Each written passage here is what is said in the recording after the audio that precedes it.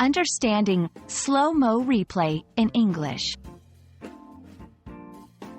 Hello everyone. In today's video, we're diving into a fascinating aspect of English language, the phrase slow-mo replay.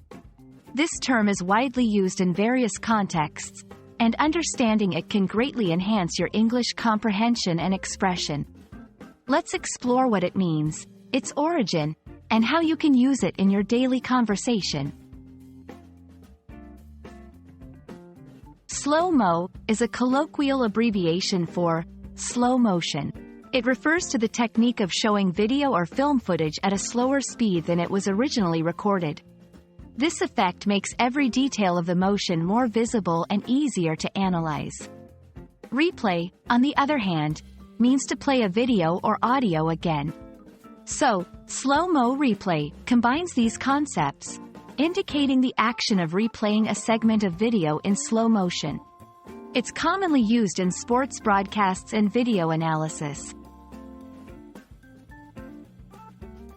Although slow-mo replay originates from film and television, it has found its way into everyday language. It's often used metaphorically to describe revisiting any event, memory, or experience in detailed, careful consideration. For example, let's do a slow-mo replay of yesterday's meeting to understand what went wrong. Here, it suggests analyzing the event in depth, as if watching it in slow motion. 1. Sports commentary. The referee is watching a slow-mo replay of the goal to check for a foul. 2. Learning and analysis. I need a slow-mo replay of this lecture to grasp all the concepts. 3. Personal reflection.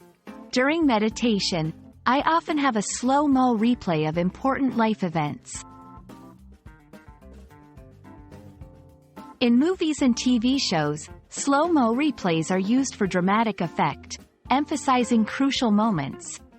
This visual technique has influenced how we perceive and discuss significant events in life, encouraging a detailed, almost cinematic examination of experiences.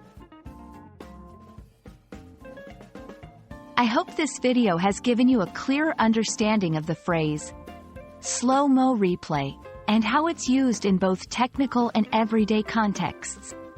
It's a great example of how language evolves and adapts from specific fields to general usage.